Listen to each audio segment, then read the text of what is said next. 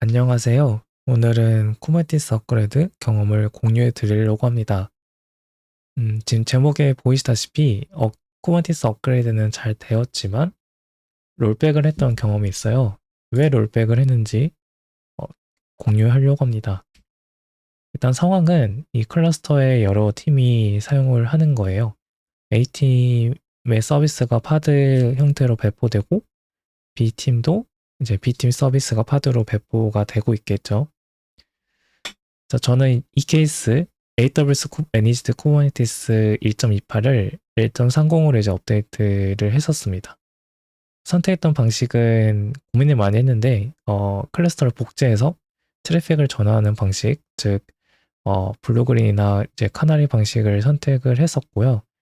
어, 이제 주의했던 거는 이 환경이 다르면 안 되니까 동일한 컨테이너 이미지, 즉 서비스 버전을 동일하게 하고 그리고 네트워크도 동일하게 했습니다. 그 다음에 마지막으로 전부 다 이 서비스를 새로운 클러스터에 배포를 하고 AWS 로드 밸런서에 있는 가중치를 이렇게 조절을 해서 업그레이드를 진행을 했었습니다. 트래픽을 10%에서 100%까지 점진적으로 새로운 클러스터로 전환을 했고 약 2시간 동안은 에러가 없었는데요. 그러다가 한 2시간이 지나고 어느 시점부터 이제 에러가 발생합니다. 그래서 9버전으로 다시 트래픽을 전환을 시켰고 이때 시점으로 에러가 줄어드는 걸 확인을 했습니다.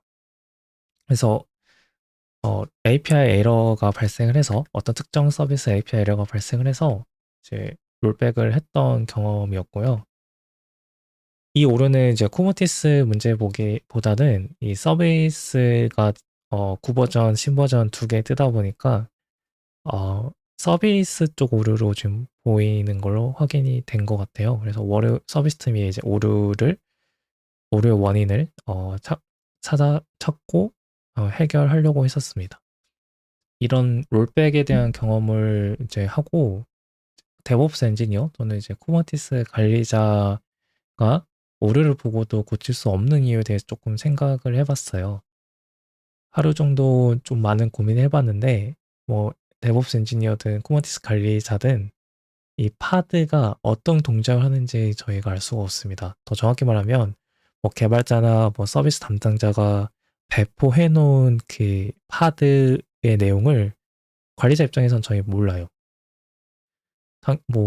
예, 당연히 그 파드에 있는 코드를 저희가 만든 건 아니기 때문에 이런 부분이 블랙박스 영역이고 이거는 당연하게도 모르기 때문에 서비스 담당자에게 위임을 해야 됩니다.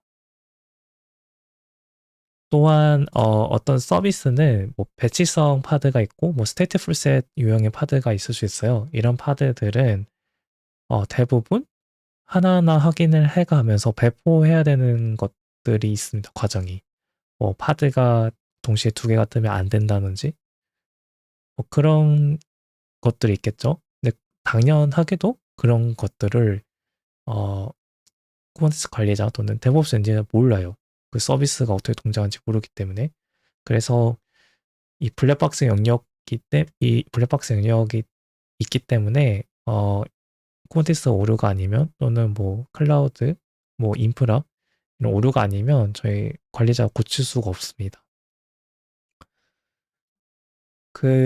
그래서 다음에 이런 여러 팀이 있는 쿠버네티스를 업그레이드 할 경우에 어떻게 해야 될 것인가 라는 사후 정책 같은 걸 좀 고민을 해봤어요. 총 네 가지로 제가 일단 짧게나 생각을 했는데 첫 번째는 어, 인플레스보다는 복제 방법을 진행을 해야 할 거라고 생각을 했어요. 왜냐하면 이 클러스터 복제 방식은 롤백이 가능합니다. 그래서 롤백이 가능하기 때문에 이 방법을 사용을 해야 될 것 같고 그 다음에 이 업그레이드 기간을 뭐 2주에서 4주 즉 한 달 정도 가져가야 될 것 같아요. 트래픽 전환을 한 번에 100% 새로운 클러스터 하는 게 아니라 점진적으로 하되 이런 것들을 확인하기 위해서 좀 업그레이드 기간을 한 달 정도 잡아야 되지 않을까라는 생각을 했습니다. 세 번째는 엔지니어 혼자 쿠버티스 업그레이드 하는 게 아니라 서비스 담당자, 뭐 개발자가 될 수 있고 같이 쿠버티스 업그레이드 진행을 해야 된다고 느꼈습니다. 이전에 제가 여러 클러스터를 쿠버티스를 업그레이드 했었을 때는 엔지니어들만 이제 담당을 하고 트래픽을 전환하거나 뭐 인플레이스 방법을 많이 했었는데 이제 여러 팀이 같이 쓰는 쿠버티스 같은 경우에는 이 서비스를 개발하는 개발자 또는 담당자들과 같이 하는 게 매우 중요하다고 느꼈어요. 이유는 아까도 계속 말했지만 이 파드가 어떤 동작을 할지 모르기 때문에 쿠버티스 관리자 입장에서는 판단하기가 어렵습니다. 이걸 새로운 클러스터, 새로운 쿠버티스에 옮겨도 되는지 또는 트래픽 전환을 해도 되는지 그런 것들을 모릅니다. 그래서 세 번째 이어서 네 번째는 서비스 담당자가 직접 새로운 쿠버티스에 파드를 배포하는 형식으로 그리고 네트워크 전환도 다 위임을 하는 게 좋다고 생각했습니다. 이게 더 안전하다고 느끼고 있습니다. 그렇다면 이렇게 이제 엔지니어 혼자 쿠버티스 업그레이드 하는 게 아니라 여러 이제 서비스 담당자하고 같이 하는 걸로 이제 방향을 바꿀 건데 이럴 때 이제 저희가 중요하게 해야 되는 것들은 무엇일까요? 두 개라고 일단 지금 생각을 하고 있어요. 첫 번째는 이제 커뮤니케이션이고 두 번째는 배포 방법입니다. 커뮤니케이션은 뭐 거창한 게 아니라 여러 사람 그리고 다른 팀과 같은 목표를 향해 달려갈 때 어떻게 잘 대화를 할 것인지에 대한 방법인데 클러스터를 복제하고 트래픽을 전환하는 방식은 일단 비용이 2배가 들어요. 왜냐하면 9버전 쿠버티스, 10버전 쿠버티스 동시에 2개를 운영하는 거기 때문에 비용이 당연하게도 2배가 듭니다. 이럴 때는 예산팀이 저희가 따로 있는데 예산팀에 이제 협조를 구해야 되겠죠. 이 업그레이드 기간 동안 예산이 2배가 든다. 뭐 혹시 뭐 제약사항이 있냐 이런 것들을 커뮤니케이션을 통해서 풀어야 되는 부분이고 그다음에 인프라 팀하고도 이제 커뮤니케이션이 많이 필요해요. 사실상 쿠버티스를 사용할 때는 외부에서 쿠버티스에 있는 파드를 호출할 때가 많습니다. 뭐 API 형식들의 서비스들이 그러겠죠. 그럴 때는 이제 네트워크 환경이 필요한데 이 네트워크에 대한 제약이 저희가 모르는 부분이 있을 수 있어요. 그런 경우 때문에 인프라 팀하고도 이제 충분한 커뮤니케이션이 많이 필요합니다. 그리고 어떤 부분이 네트워크가 필요한지 모르기 때문에 서비스 팀하고도 같이 커뮤니케이션을 진행을 해야 되고요. 그리고 이제 마지막 중요한 건데 9버전, 10버전의 일관성 있는 배포 방법을 제공을 해야 됩니다.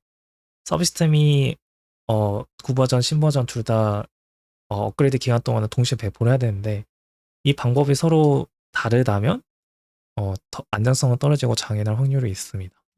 그래서 데브옵스 엔지니어는 이 서비스 담당자 또는 개발자가 쉽게 9버전, 10버전 배포할 수 있도록 환경을 제공을 해줘야 됩니다.